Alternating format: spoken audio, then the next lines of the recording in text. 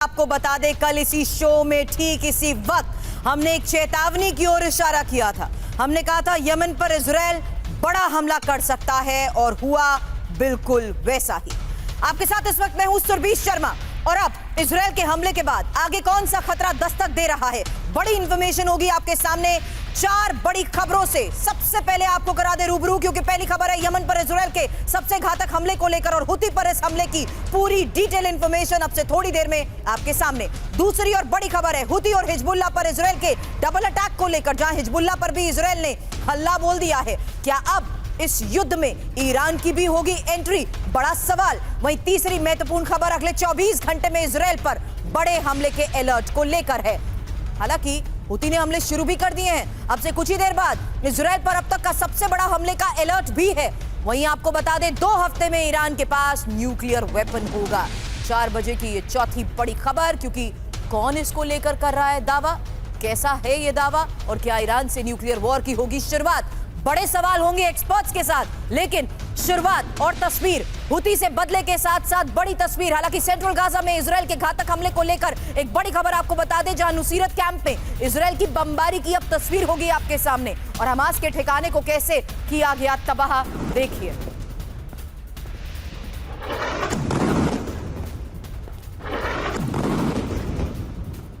Central Gaza में Israel का ये नुसीरत कैंप में हमला। इन तस्वीरों को जरा गौर से देखेंगे। सामान्य तौर पर इसी रास्ते से गुजरता हुआ एक शख्स भी आपको इसमें नजर आएगा, लेकिन उसी वक्त इस हमले को देखकर कैसे ये शख्स चौंक गया, देखिए तस्वीर।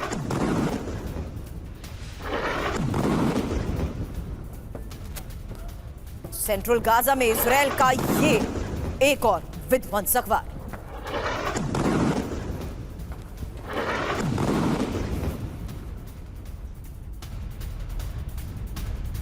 और नुसीरत कैंप में इजरायली हमले से तबाही की एक और तस्वीर आपके सामने होगी, क्योंकि यहां देखिए लाइव रिपोर्टिंग के दौरान इजरायली बमबारी की ये तस्वीर सामने आई है। इजरायली बमबारी में घायल हुई रिपोर्ट फाइल कर रही थी जो टीम उस वक्त यहां हालात को रिपोर्ट कर रही थी, वो भी इस हमले में घायल हुई।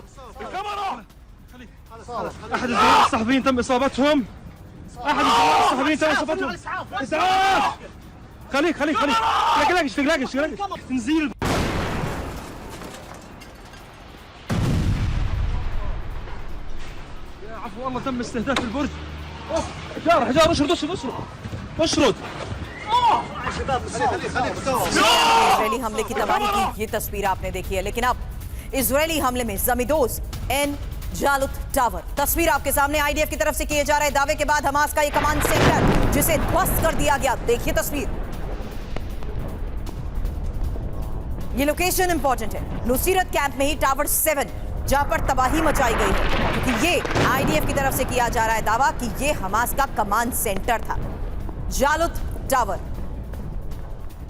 3 विध्वंसक हमलों की एक साथ तस्वीरें अब आपके सामने, जहां देखिए किस तरीके से हमास के ठिकाने को तबाह कर दिया गया। सेंट्रल गाजा में इजराइल का ये घातक हमला, वहीं लाइव रिपोर्टिंग के दौरान इजरायली बमबारी से किस तरीके से रिपोर्ट कर रही टीम हुई घायल और कैसे नुसीरत कैंप में इजराइल ने हमले को अंजाम दिया, वही तस्वीर आपके सामने।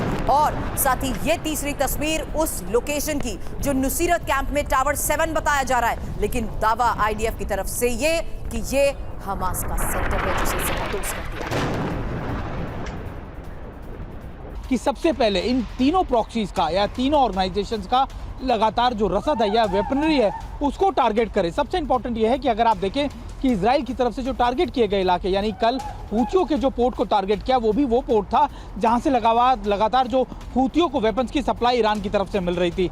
हिजबुल्लाह के कमांड एंड कंट्रोल और वेपनरी डिपो को टारगेट किया जाता है। यहाँ तक कि आप गाजा की बात कर लीजिए तो लगातार हमास के टनल्स को, उसके लॉजिस्टिक सेंटर्स को, उसके लगातार जो कमांडर्स हैं उनको टारगेट किया जाता है, क्योंकि इजराइल बेहतर जानता है कि अगर इन ऑपरेशंस को जल्दी कंप्लीट करना है, जल्दी इन पे काबू पाना है, तो आपको उनके पीछे का जो बैकअप टीम्स है उनको खत्म करना है, ताकि आगे के लोगों को, ओजीडब्ल्यूज को, ओवरग्राउंड वर्कर्स को, उनके सपोर्टर्स को वो साजो सामान हथियार ना मिल पाए। और यही इजराइल की स्ट्रैटेजी रही है जो इस समय वो तीनों प्रॉक्सीज के खिलाफ इस्तेमाल कर रहा है। सुरभि, जल्द लौटूंगी आपके पास सुमित, क्योंकि अभी फिलहाल बड़ी खबर है कि गाजा में हमास ठिकाने पर कैसे ग्राउंड अटैक हुआ है और राफा में इजरायली सेना के ऑपरेशन को लेकर आ रही है तस्वीरें, जहां हमास लड़ाकों पर ताबड़तोड़ फायरिंग भी हुई है।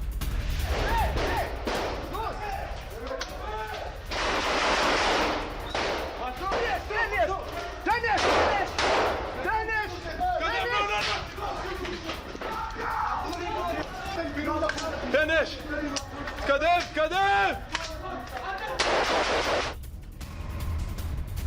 अब रूसी मिसाइल सिस्टम पर प्रचंड हमले की तस्वीर आपके सामने होगी, क्योंकि यहां यूक्रेन ने हाइमार्स से हमले को अंजाम दिया है। आपको बता दें, इस हमले से रूसी M1 के पर खच्चे उड़ गए। देखिए तस्वीर।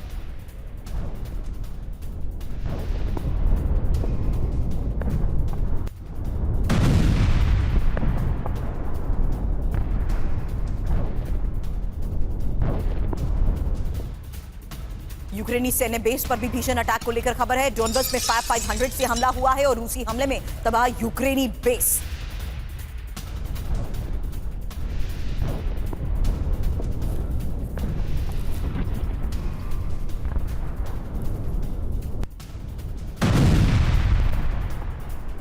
और ज़िपरोसिया में यूक्रेनी काफिले पर अटैक की तस्वीर भी आई है सामने, जहां आपको बता दें काराडाग ब्रिगेड पर रूसी सेना की फायरिंग है और हमले में कई यूक्रेनी सैनिकों की मौत का भी किया जा रहा है दावा।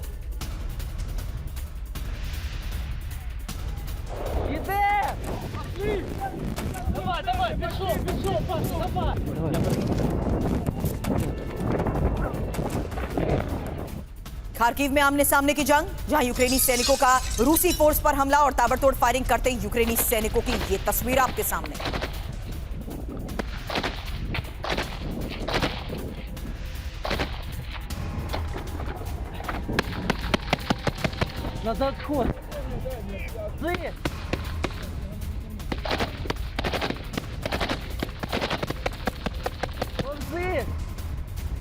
इंफॉर्मेशन वॉल पर यही डिटेल आपके सामने, क्योंकि अलग अलग वॉर फ्रंट से आ रही तस्वीरों में यह साफ हो गया कि कैसे अभी भी हमलों को दिया जा रहा है अंजाम। जहां गाजा में किस तरीके से हमले की तबाही की तस्वीर हमने आपको दिखाई। नुसीरत कैंप पर हमला हुआ, हमास के कमांड सेंटर को कर दिया गया तबाह। राफा में इजरायली सेना के ऑपरेशन को लेकर खबर। वहीं दूसरे वॉर फ्रंट में देखिए किस तरीके से रूसी मिसाइल सिस्टम पर प्रचंड हमले को लेकर खबर आई। भीषण अटैक हुआ यूक्रेनी सैन्य बेस पर और साथ ही ये साफ कि किस तरीके से अब रूसी सेना की फायरिंग हुई है काराडाग ब्रिगेड पर और यूक्रेनी सैनिकों का रूसी सेना पर भी प्रहार, जिसकी तस्वीरें हमने आपको दिखाई हैं। लेकिन अब आपको बता दूं, खास मेहमान भी इस वक्त हमें ज्वाइन कर चुके हैं। हालांकि इंफॉर्मेशन अभी मैंने सुमित चौधरी से ली, जो इजराइल के गढ़ में मौजूद है, जहां इस वक्त आपको बता दें हिजबुल्लाह के गढ़ में वो मौजूद है और इजराइल किस तरीके से ऑपरेशंस को दे रहा है अंजाम, इस बारे में हमने उनसे किया सवाल। लेकिन अब हालात को देखते हुए इजराइल जैसे स्पेशल ऑपरेशंस को अंजाम दे रहा है, मैं बता दूं इस वक्त आपको major general retired GD Bakshi sir इस वक्त हमें ज्वाइन कर चुके हैं। साथ ही air vice marshal retired PK Srivastava sir और Achal Malhotra sir former ambassador भी इस वक्त हमें कर चुके हैं ज्वाइन, क्योंकि अब मिडिल ईस्ट के इस हालात को लेकर खबरें बड़ी है और इजराइल ने आज एक साथ जिस तरीके से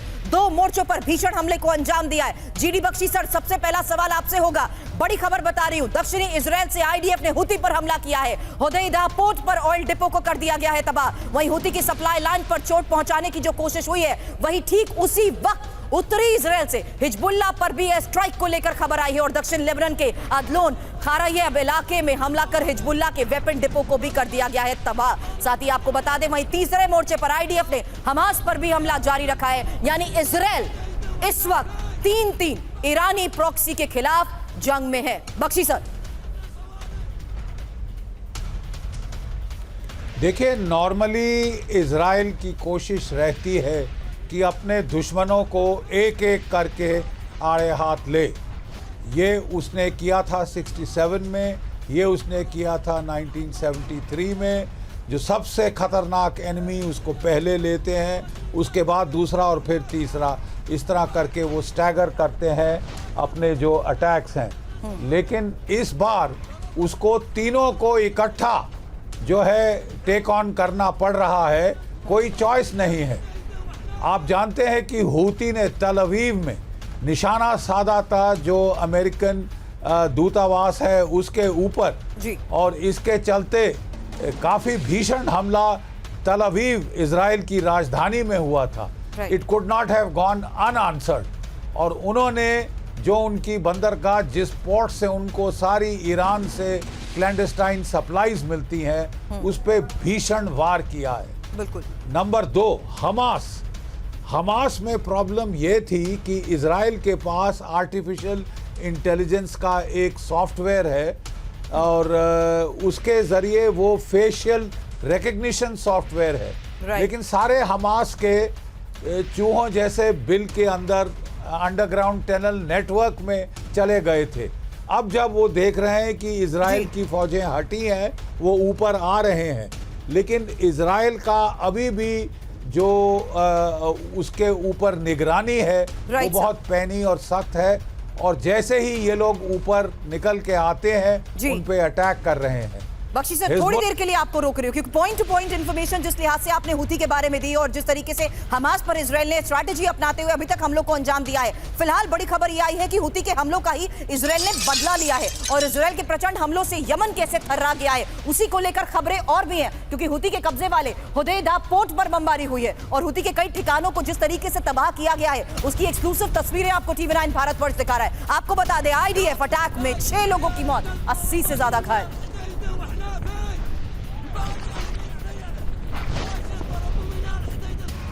हुदैदा के ऑयल डिपो पर विध्वंसक बमबारी की अब तस्वीर आपके सामने होगी, क्योंकि IDF एयर स्ट्राइक से ऑयल डिपो में लगी भीषण आग की ये तस्वीर सामने आई है। देखिए, विस्फोटक धमाकों से हुती का ये ऑयल डिपो तबाह हो गया। आग की आसमानी लपटों से पूरे शहर में दहशत। ला इलाहा इल्लल्लाह, ला इलाहा इल्लल्लाह, ला इलाहा इल्लल्लाह। लोकेशन इंपॉर्टेंट है। हुदैदा पोर्ट जिसे इजराइल ने हमले में कैसे तबाह किया, इसको लेकर मैंने किया सवाल, लेकिन अब जिस तरीके से अभी तक एक स्पेशल ऑपरेशन के तहत सीधे यमन पर यह अटैक हुआ है, बड़ी खबर है। यमन में इजराइल के इसी डायरेक्ट अटैक को लेकर जहां इजरायली हमलों से हुदैदा में महाविनाश की तस्वीर आई है, अब हमलों को अंजाम कैसे दिया गया। F-35 की बमबारी से हुती के ठिकानों को दहला दिया गया। F-16 फाइटर्स के हमलों से हुती की इमारतों को तबाह कर दिया गया। ऑयल फैसिलिटी से भड़की आग की चपेट में कैसे पूरा शहर नजर आ रहा है, वही तस्वीर इस वक्त आपके सामने।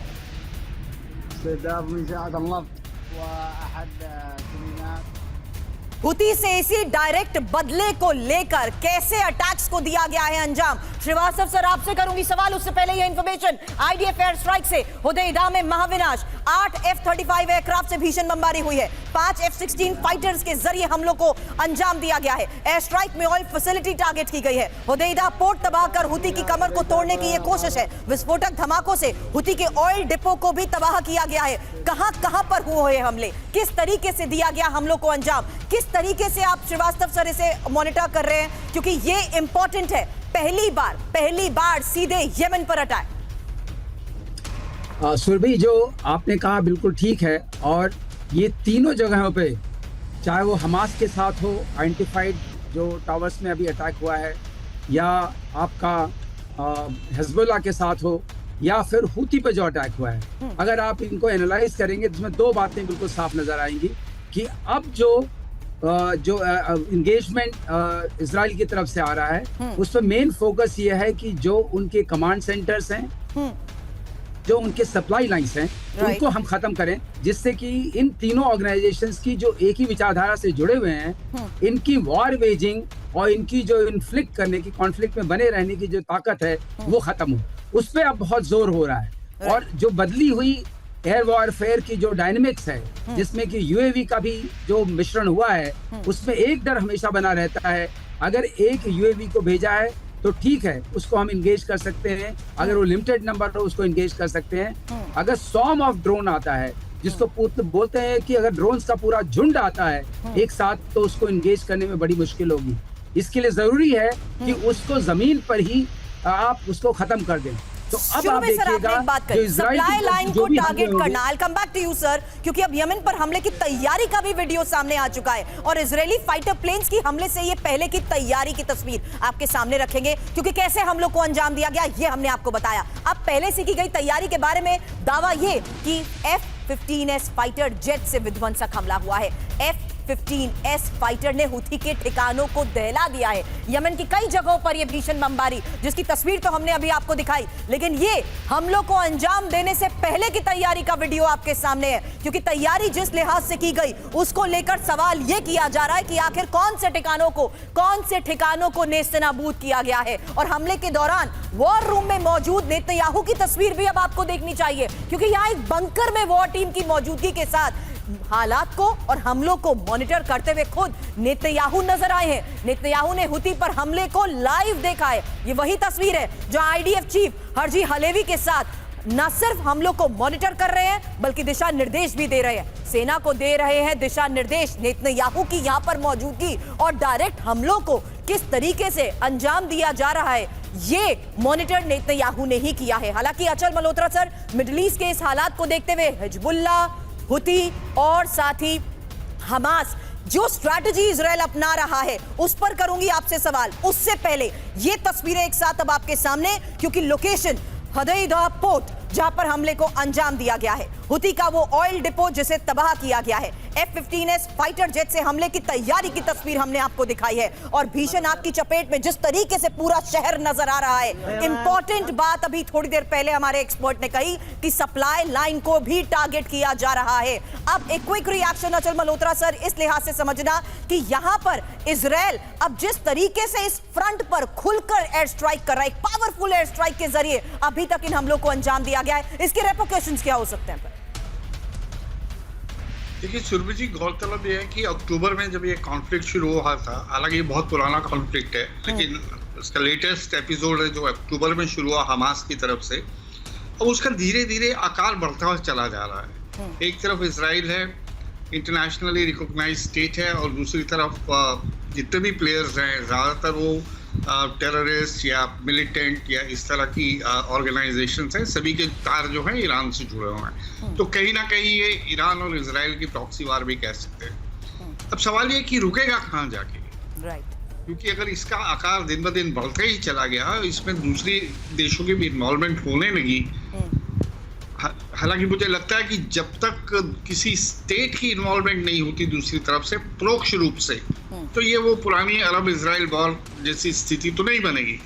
उसका दूसरा कारण भी ये है कि पिछले कई सालों में अरब और इजराइल के बीच में जो संबंध काफ़ी सुधार हो चुका है। बहुत जो मेन प्लेयर्स हैं, इजिप्ट है और कई कंट्रीज हैं जिनके के साथ नॉर्मल हो चुके हैं। अगर ये हमास ने अटैक नहीं किया होता अक्टूबर में, तो सऊदी अरेबिया के साथ भी इनके संबंधों में जो है सामान्य रूप से होने वाले थे। तो अब देखना ये कि यहाँ से जाएगा कहाँ। और सर मैंने इसके रेपोकेशंस को लेकर बात इसलिए की क्योंकि अब अगली खबर है वो रूट जिसके जरिए हमले को अंजाम दिया गया, और वो भी बहुत इंपॉर्टेंट है।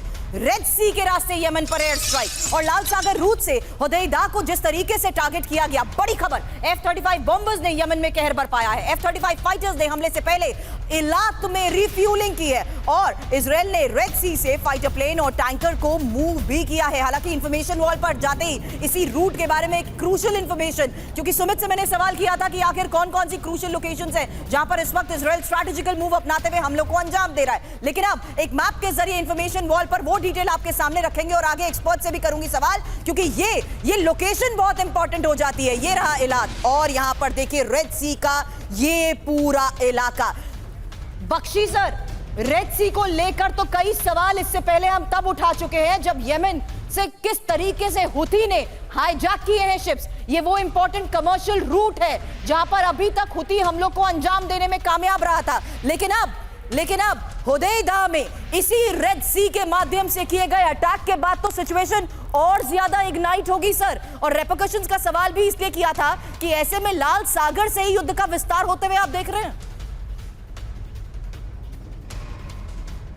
नहीं, बिल्कुल। देखिए, अगर और बाकी सारे ओवरलैंड रूट लेते तो उनको दूसरे देशों के ऊपर से ओवरफ्लाई करना पड़ता, उनकी परमिशन चाहिए थी, अमेरिका की सपोर्ट चाहिए था कि उनको ओवरफ्लाई की परमिशन मिले। तो इसलिए उन्होंने सबसे अच्छा रास्ता चुना है कि जो ओपन सी है, जो आपकी रेड सी की जो खाड़ी है उसके थ्रू उस रास्ते वो फ्लाई करके गए हैं, जिसमें ओवर फ्लाइट्स की परमिशन तकरीबन 0 कम से कम है। मैक्सिमम उनको जॉर्डन के ऊपर ओवरफ्लाई थोड़ा करना पड़ा है, बाकी सब वो जो है ओपन कॉमन्स के ऊपर फ्लाई करके गए हैं। जी बिल्कुल सर, लेकिन एक और तस्वीर मैं यहाँ पर दिखाना चाहूंगी, क्योंकि इस तस्वीर में अब 2 तारीख आपके सामने होंगी और ये 2 तारीख बहुत इंपॉर्टेंट है, जहां आपको देखना होगा कि कैसे इससे पहले 19 जुलाई को ये बड़ी खबर सामने आई थी। 19 जुलाई जब तेल अवीव पर ड्रोन अटैक हुआ था, और उसके बाद अब 21 जुलाई की वो महत्वपूर्ण खबर जो आपको फुल एंड फाइनल में पहले ही बता दिया गया था कि किस तरीके से हमले को लेकर बड़े संकेत मिल रहे हैं, और हुआ भी बिल्कुल वैसे ही। हुदैदा पर IDF ने बड़े हमले को दिया अंजाम। अब तेल अवीव अटैक के बाद बदले का तुरंत प्लान बन रहा है और हुती के सप्लाई रूट पर हमला करने का यह फैसला हुआ है। हुदैदा को तबाह कर हुती को आर्थिक नुकसान और 2 दिन पहले नेतन्याहू और गैलेंट से हमले को मंजूरी भी। अमेरिका से मदद के बगैर हमले का फैसला, ये इंपॉर्टेंट खबर है और इस लिहाज से भी समझिए कि आखिर किस तरीके से तेल अवीव अटैक के बाद ही हमले का प्लान बना है। हालांकि हुदैदा पर आईडीएफ का यह विध्वंसक प्लान कैसे बना, उसी बारे में इंफॉर्मेशन, क्योंकि हुदैदा पोर्ट हुती का यह सबसे बड़ा सप्लाई रूट है, जिसके बारे में श्रीवास्तव सर भी बात कर रहे थे कि कैसे सप्लाई रूट्स को किया जा रहा है टारगेट। हुदैदा पोर्ट से ही इजराइल पर ड्रोन अटैक को दिया गया अंजाम, जिसकी तस्वीरें हमने आपको दिखाई। लेकिन खबर यह है कि नेतन्याहू और गैलेंट ने 2 दिन पहले ही ऑपरेशन को मंजूरी दी और यूएस के बिना अकेले इजरायली सेना के हमले पर जोर। इंपॉर्टेंट ये कि ऑपरेशन आउटस्ट्रेच आर्म में अनुभवी पायलट्स को लगाया गया। हुदैदा पोर्ट पर 10 ठिकानों पर हमले को अंजाम दिया गया है और F-35 फाइटर्स का इसमें हुआ है इस्तेमाल। हुती के टारगेट पर नजदीक से हमले को अंजाम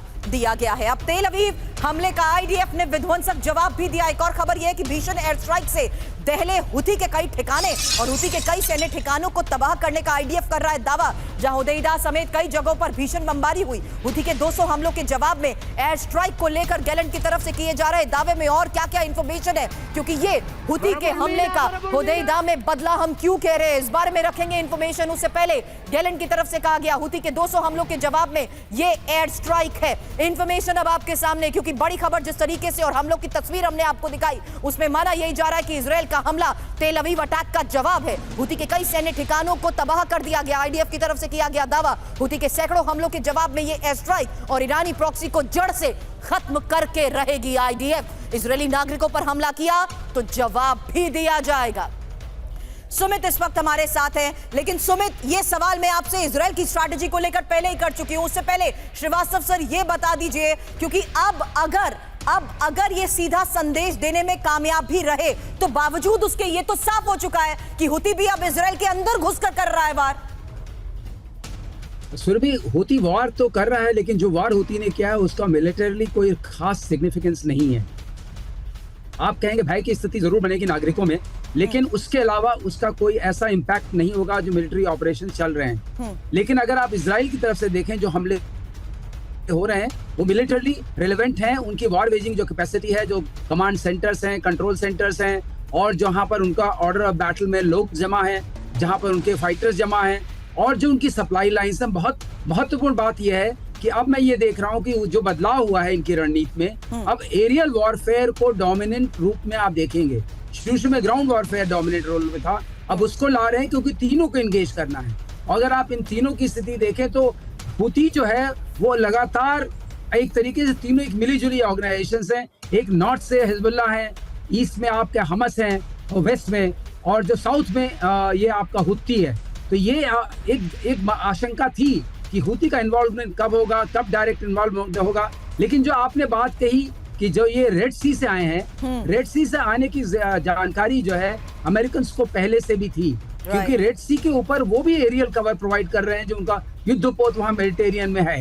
तो इस तरीके से ये उनकी इजाजत जरूर थी अमेरिकन की, लेकिन इस हमले को अंजाम दिया है इजराइलीज ने अपनी ही ताकत के द्वारा, अपनी एयर पावर के द्वारा। बिल्कुल, और यही खबर भी है सर। मैं एक और बड़ी खबर बताना चाहती हूँ, I'll come back to you sir, क्योंकि हुदैदा में आईडीएफ हमलों से यमन में दहशत को लेकर भी खबर आ रही है, और सना में गैस स्टेशन के बाहर लगी लंबी कतार की तस्वीर भी अब आपको देखनी चाहिए, क्योंकि गाड़ियों में ईंधन भराने के लिए लोगों की होड़ लग चुकी है। और हुदैदा के पास ही राजधानी सना में हमले के बढ़ते खतरे के बीच ये तस्वीर सामने आ रही है।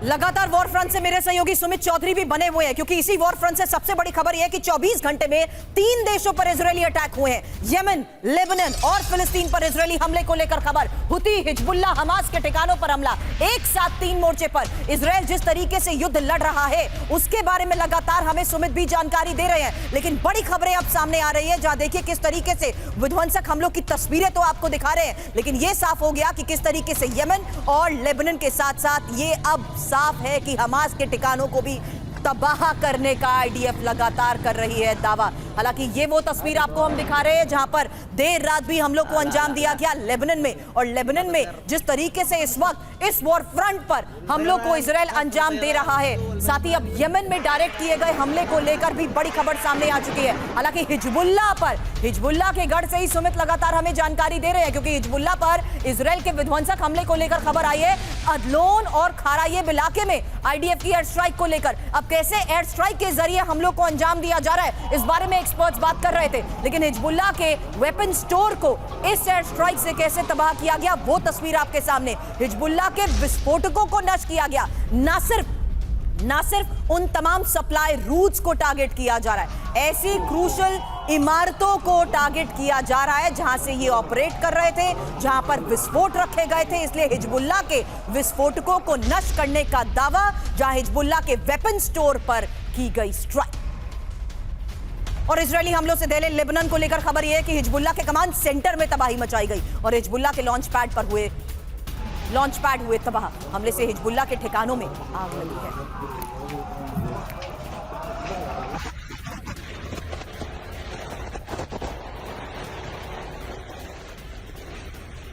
हिजबुल्लाह के ही रॉकेट स्टोर पर हमले को लेकर खबर आई, क्योंकि हिजबुल्लाह के रॉकेट लॉन्चर्स को तबाह करने का दावा किया जा रहा है और इजरायल के फाइटर जेट्स ने बॉम्ब बरसाए हैं। इजरायली सेना ने हमले का बाकायदा वीडियो भी किया जारी, देखिए तस्वीर। इजरायल का ये डबल अटैक है और ये बड़ी खबर तस्वीरों के साथ आपके सामने, क्योंकि इजरायल के फाइटर जेट्स ने कैसे बॉम्ब बरसाए इसकी तस्वीरें भी जारी की गई हैं और इजरायली सेना ने हमले का ये वीडियो जारी किया है। तो इजरायल का डबल अटैक, क्योंकि हुती के अलावा हिजबुल्लाह पर इजरायली अटैक की तस्वीर आई है, जहां 24 घंटे में हिजबुल्लाह के 3 वेपन स्टोर्स पर हमले को दिया गया अंजाम। खबर यह कि 24 घंटे में हिजबुल्लाह के 2 लॉन्च पैड पर हमला हुआ, 24 घंटे में हिजबुल्लाह के 2 रॉकेट लॉन्चर्स पर हमला हुआ और इजरायली मीडिया जिस तरीके से इसको लेकर दावे कर रही है, क्विक रिस्पॉन्स सुमित आपसे मैं चाहूंगी, क्योंकि आप अब उन तमाम इलाकों का भी दौरा कर चुके हैं हिजबुल्लाह के गढ़ में रहते हुए, जहां पर सिविलियंस भी इसकी चपेट में आए हैं। वहां की स्थिति को देखते हुए जो शुरुआत में हम बात कर रहे थे, आपको लगता है इसे बिल्कुल सीमित दायरे में बॉर्डर एरियाज तक ही रखा जाएगा? देखिए ये सारी की सारी कैलकुलेशन अब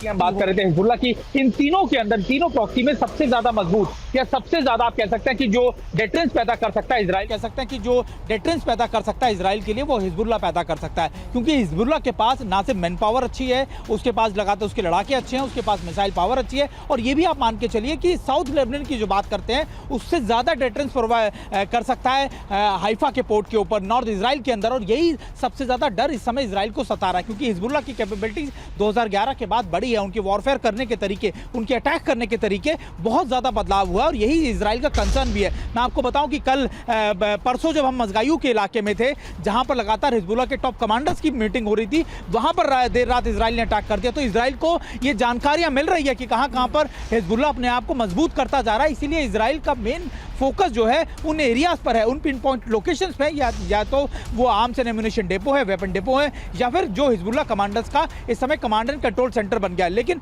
अभी चैलेंज क्या है कि आप देखिए कि पूरे की पूरे हिजबुल्लाह ने 5 किलोमीटर के साउथ लेबनान के दायरे से 5 किलोमीटर विलेज एरिया से पीछे एक बैकअप टीम तैयार कर दिया, और यही वजह कि अब इजराइल उनको भी टारगेट कर रहा है, जहां पर वो अटैक्स सिविलियन इलाकों तक पहुंच रहे हैं, और ये लेबनान और हिजबुल्लाह बर्दाश्त नहीं कर पा रहे। वो लगातार इस बात को कह रहे हैं कि अगर हमारे सिविलियन इलाकों को टारगेट किया तो हम भी मैक्सिमम उनके सिविलियन इलाकों को टारगेट करेंगे। तो निश्चित तौर पर हर रोज ये एक कदम आगे जरूर बढ़ जाता है, लेकिन ये जरूर देखना है कि हिजबुल्लाह का डेटरेंस कैसा होगा, हिजबुल्लाह की कैपेबिलिटीज कैसी होंगी, क्योंकि इजराइल के पास जो सबसे बड़ा एज है, सबसे बड़ा जो अपर हैंड है, वो है उसकी एयर डिफेंस सिस्टम्स, उसकी एयर फोर्स, और यही वजह है कि हिजबुल्लाह को कहीं ना कहीं इस समय हैंडल करके बैठा हुआ है इजराइल। स्ट्राइक्स को अंजाम दिया जा रहा है और हिजबुल्लाह के खिलाफ जिस तरीके से अभी तक इजराइल के वार को लेकर हम चर्चा करते थे, अब हुती के खिलाफ इजराइल के वार को लेकर भी खबर आ चुकी है। लेकिन इस सबको किस तरीके से ईरान मॉनिटर कर रहा है? अचल मल्होत्रा सर, आपसे सवाल करूंगी,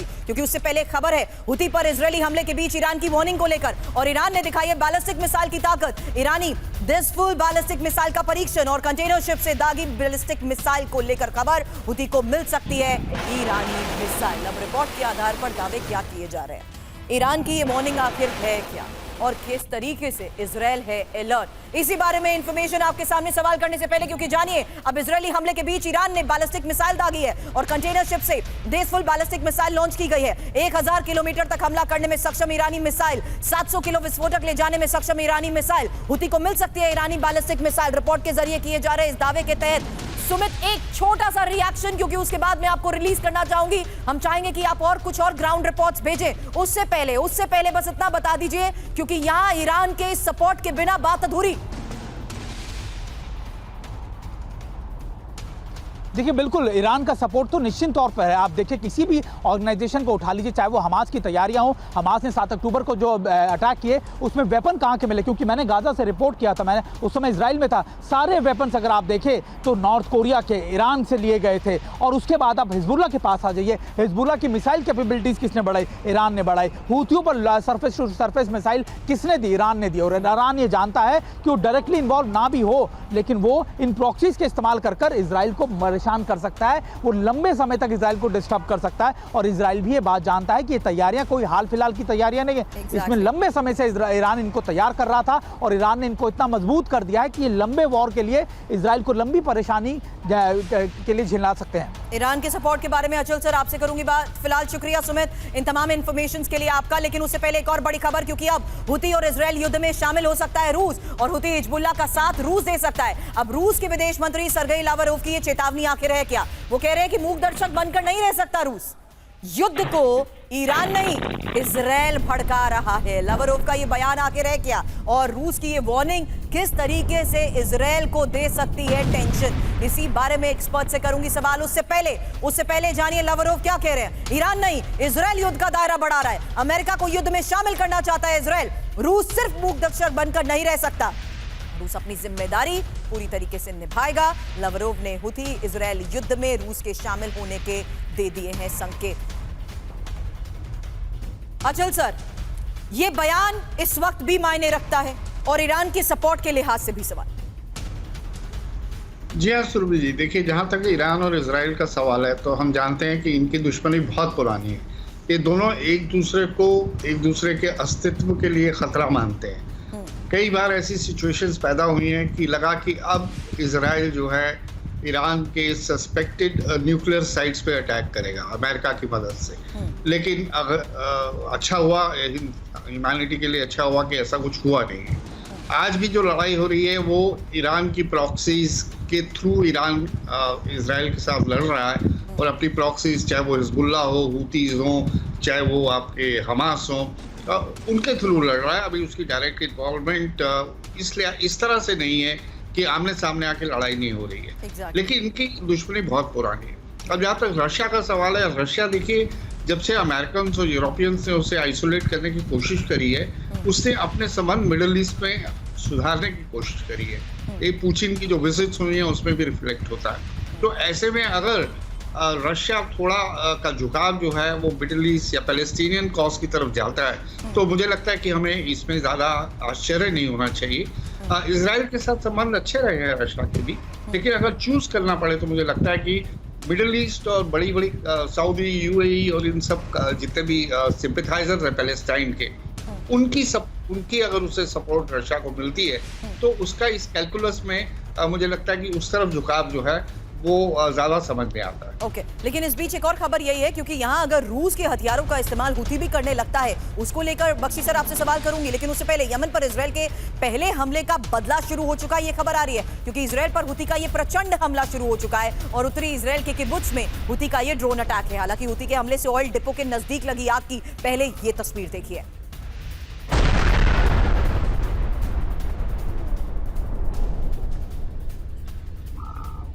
और खबर है हुती का बैलिस्टिक मिसाइल से हमला, जहां इजराइल पर बैलिस्टिक मिसाइल लॉन्च हुई है और इजराइल ने हुती की मिसाइल को नष्ट कर दिया।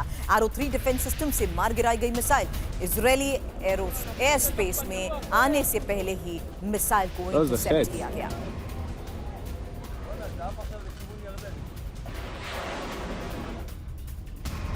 हालांकि अब साफ है कि इजराइल पर बहुत बड़े हमले की तैयारी में हुती है और इजराइल के संसद पर हमले की ये वार्निंग, इजराइल के सैन्य ठिकानों पर हमले की धमकी, हुती ने वीडियो जारी कर बहुत बड़ी धमकी दे दी है, हमारे हमले के लिए तैयार हो जाओ।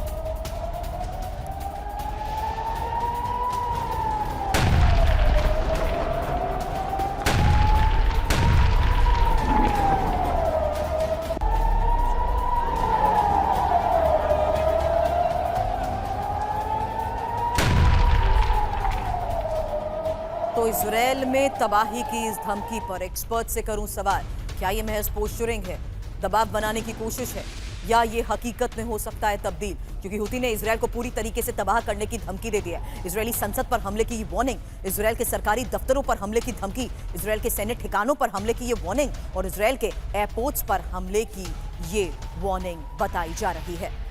इस बारे में सवाल करने से पहले एक और तस्वीर जरा आपको देखनी चाहिए, क्योंकि इजराइल में हमले के एयर रेड अलर्ट को लेकर भी तस्वीर सामने आई है, जहां आपको बता दें अलर्ट मोड में इजराइल की एयरफोर्स भी बताई जा रही है और हुती के हमलों के लिए तैयार इजरायली सेना को लेकर खबर है। इजराइल के बड़े शहरों में डिफेंस सिस्टम भी कर दिए गए हैं एक्टिव।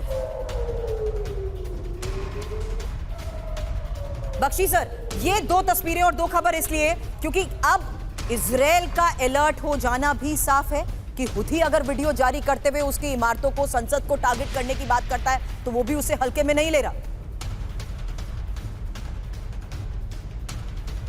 नहीं ले सकता।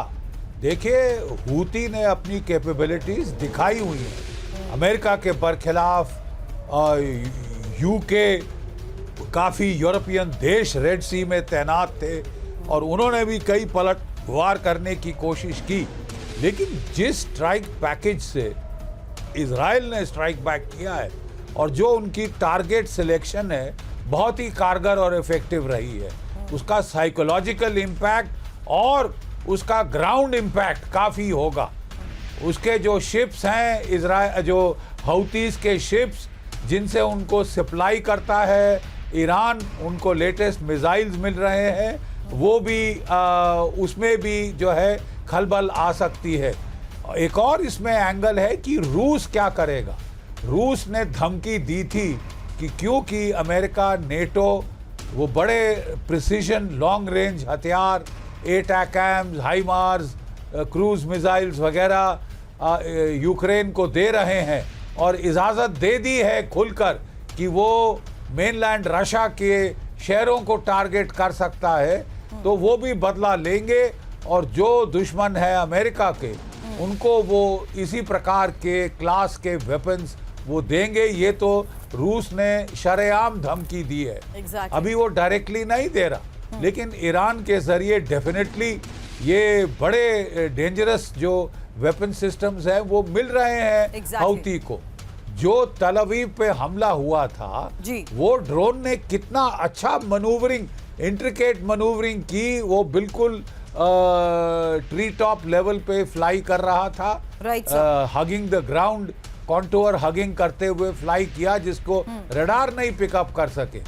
तो हौती का खतरा कोई आसानी से नहीं लिया जा सकता, हल्के में नहीं लिया जा सकता। बिल्कुल सर, क्योंकि अभी भी एक और इन्फॉर्मेशन है, क्योंकि 24 घंटे में बड़े हमले की वार्निंग के तहत ये एक और बड़ी खबर बता दूं, हालांकि तस्वीर भी दिखाऊंगी, क्योंकि इजराइल की पोर्ट सिटी पर जिस तरीके से हमले को अंजाम दिया गया, इजराइल के इलाक में धमाके सुने गए, इलाक में ही हमले का सायरन गूंजा। इलाक पर अगले 24 घंटे में बड़े हमले की वार्निंग को लेकर भी इंफॉर्मेशन है, क्योंकि हुती के निशाने पर इलाक कैसे है, इंफॉर्मेशन वॉल पर ये लोकेशन भी आपको दिखाऊंगी और इलाक में किस तरीके से हमले के बाद ये सायरन गूंजते हुए नजर आए वो तस्वीर भी आपके सामने। हालांकि ये देखिए इंफॉर्मेशन आपके सामने उस मैप के आधार पर रख रहे हैं, जहां देखिए कि ये पूरा 2000 किलोमीटर का वो इलाका जहां पर आप देख रहे हैं कि किस तरीके से यमन की तरफ से भी हवाई हमलों के जरिए अंजाम दिया जा रहा है, और वो रहा तेल अवीव, ये रहा इलाद, और इलाद में जिस तरीके से हमलों को अंजाम दिया गया उसके बाद यहां पर बज रहे सायरन की तस्वीर,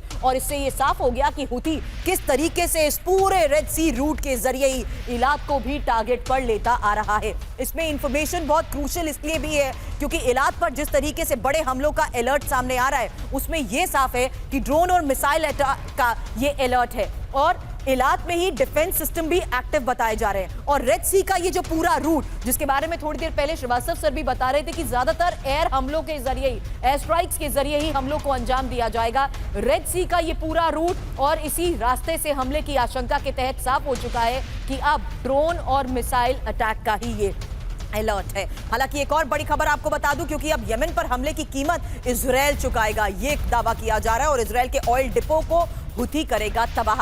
अब हुती लीडर मोहम्मद अल बुखैती की ये वार्निंग आखिर है क्या? कह रहे हैं कि इजराइल पर और आक्रामक हमलों को दिया जाएगा अंजाम।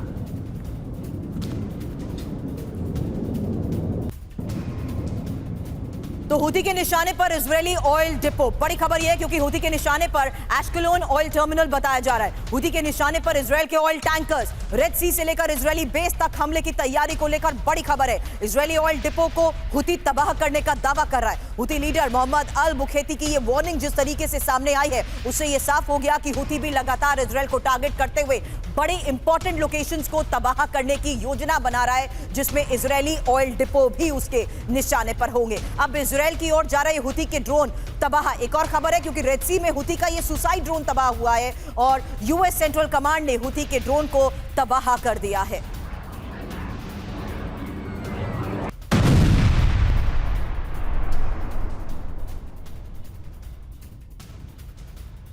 रेड सी में ही मौजूद अमेरिकी शिप पर हूथी के हमले को लेकर खबर आई है। रेड सी में अमेरिकी शिप पर बैलिस्टिक मिसाइल से अटैक हुआ है। अमेरिकी शिप मुंबा पर अटैक का हूथी ने दावा किया है। नेवल ड्रोन मिसाइल फोर्स का संयुक्त हमला किया गया है और अमेरिकी शिप पर डायरेक्ट अटैक को दिया गया है हूथी की तरफ से अंजाम।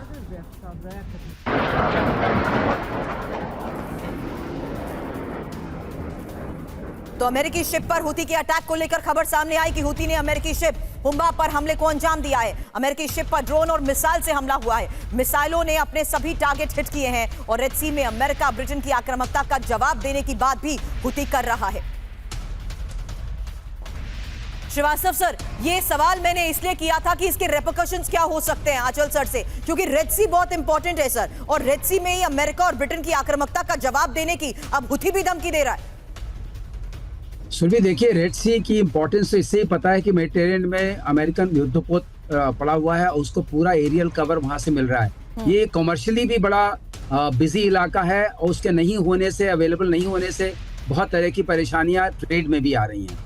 लेकिन जहां तक सवाल है, अगर ट्रेड में आ रही है, अगर रेड सी के ऊपर कंट्रोल नहीं होगा तो कंटिन्यूअस सपोर्ट हूथी को ईरान से असलों का, ट्रेनिंग का और आपका जो साजो सामान का मिलता रहेगा और मिसाइल्स पहुंचती रहेंगी। ये बात जरूर मैं आपसे कहना चाहूंगा, आपके दर्शकों से, कि जहां तक सवाल है कि जब इजराइल ने हूथी पर अटैक किया, यमन पर अटैक किया, तो उनको पूरा पता था कि इसमें जरूर इस वक्त घात प्रतिघात होगा। उन्होंने ये जो चीज कही जा रही है उसका ऑलरेडी जो मिलिट्री स्ट्रेटजी बनाने से पहले इसको संज्ञान लिया होगा। तो जहां तक सवाल है कि ये कोई नई चीज नहीं है, पूरा पता था, इसीलिए उन्होंने अमेरिका को बता के रखा और ब्रिटेन को भी बता के रखा। अब इन चीजों को लेकर के यहाँ पर आपको चाणक्य नीति को समझना पड़ेगा।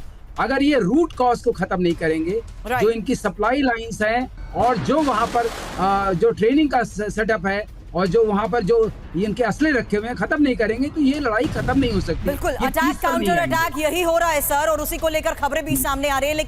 लेकिन अब एक और बड़ी खबर, क्योंकि हूथी से बदले की तो बात हमने की, अब न्यूक्लियर वॉर अलर्ट आखिर है क्या? क्योंकि न्यूक्लियर वॉर अलर्ट के तहत इंपॉर्टेंट खबर है न्यूक्लियर हमले की ईरान की विध्वंसक तैयारी को लेकर। अब न्यूक्लियर वेपन बनाने के बेहद नजदीक पहुंचे ईरान को लेकर खबर, जहां एक हफ्ते में परमाणु बॉम्ब बना सकता है ईरान। अमेरिकी विदेश मंत्री एंटनी ब्लिंकन का यह बहुत बड़ा दावा है। ईरान में न्यूक्लियर वेपन्स मटेरियल के प्रोडक्शन जिस तरीके से तेज हो रहे हैं, उसको लेकर इससे पहले भी अलग अलग रिपोर्ट्स में बड़े दावे किए गए हैं। लेकिन अब सवाल टाइमिंग को लेकर है, क्योंकि अब इसी दावे के तहत एक हफ्ते में इसकी तैयारी को लेकर न्यूक्लियर वॉर अलर्ट आखिर है क्या? इंफॉर्मेशन अब रखूंगी आपके सामने, ये बताते हुए कि आखिर अमेरिका एक बार फिर से ईरान की न्यूक्लियर तैयारी को लेकर क्या बड़ा दावा कर रहा है। ईरान का न्यूक्लियर प्लान, अमेरिका किस तरीके से हो रहा है परेशान, क्योंकि एक हफ्ते में परमाणु बॉम्ब बना सकता है ईरान। ईरान में न्यूक्लियर वेपन्स मटेरियल का प्रोडक्शन तेज हो चुका है। 1 से 2 हफ्ते में न्यूक्लियर बॉम्ब असेंबल कर सकता है ईरान। हर महीने 9 किलो यूरेनियम प्रोडक्शन ईरान कर रहा है और अमेरिकी विदेश मंत्री एंटनी ब्लिंकन की तरफ से किया जा रहा है इसको लेकर बहुत बड़ा दावा, जिसमें आपको यह भी बता दूं कि IAEA ईरान के पास 142 किलो हथियार ग्रेड यूरेनियम है, इसको लेकर भी दावा कर चुका है। लेकिन इस बीच अब अंतरिक्ष से न्यूक्लियर अटैक के विध्वंसक खतरे को लेकर भी आज एक बड़ी खबर आपके सामने रखूंगी, क्योंकि अब स्पेस से न्यूक्लियर वेपन लॉन्च रूस कर सकता है। ये एक और बड़ी खबर है और वर्ल्ड वॉर 3 की आशंका में रूस और चीन हमले कर सकते हैं। हालांकि पश्चिमी देशों के लिए विनाशकारी हालात और अमेरिकी जनरल जेफ क्रूज का इसको लेकर भी ये बहुत बड़ा दावा है, क्योंकि अब अंतरिक्ष से न्यूक्लियर वॉर को लेकर किए जा रहे इस दावे के तहत खबर यह सामने आई है, जहां स्पेस से न्यूक्लियर वेपन लॉन्च कर सकते हैं रूस और चीन। ये एक और बड़ा दावा। वर्ल्ड वॉर 3 होने की आशंका में रूस चीन अटैक कर सकते हैं। रूस चीन के पास अंतरिक्ष में परमाणु हथियार तैनाती की क्षमता है और अंतरिक्ष में किल वेब बना रहा है चीन। अमेरिका और पश्चिम के लिए विनाशकारी हालात होंगे और अमेरिका के defence intelligence chief lieutenant general Jeff cruise की तरफ से इसको लेकर किया जा रहा है बहुत बड़ा दावा। अब सवाल करने से पहले एक और इंफॉर्मेशन, क्योंकि रूस चीन का विध्वंसक स्पेस प्लान, इस बारे में भी जानकारी आपके सामने, जहां रूस ने स्पेस में खुफिया टोही सैटेलाइट बढ़ाए हैं और 6 साल में निगरानी सैटेलाइट भी 3 गुना हो चुके हैं। हालांकि न्यूक्लियर एंटी सैटेलाइट सिस्टम रूस बना रहा है और 2020 में रूस ने एंटी सैटेलाइट हथियार का परीक्षण भी किया है, जिसको लेकर यूएस की तरफ से दावा किया गया। और पश्चिमी देशों के नेविगेशन सैटेलाइट तबाह करने की ये तैयारी है, जहां स्पेस में न्यूक्लियर वेपन तैनाती से अमेरिका में हाई लेवल मीटिंग को लेकर भी खबर है। अब सैटेलाइट वॉर की तैयारी कैसे शुरू हो चुकी है। एक और बड़ी खबर आपको बता दूं, क्योंकि रूस और चीन के सैटेलाइट तबाह करने की तैयारी को लेकर खबर है। घातक सैटेलाइट जैमर तैनात कर रहा है अमेरिका। इलेक्ट्रॉनिक वॉरफेयर सिस्टम से सैटेलाइट पर हमले की ये तैयारी और यूएस स्पेस फोर्स के हवाले से ब्लूमबर्ग का ये खुलासा।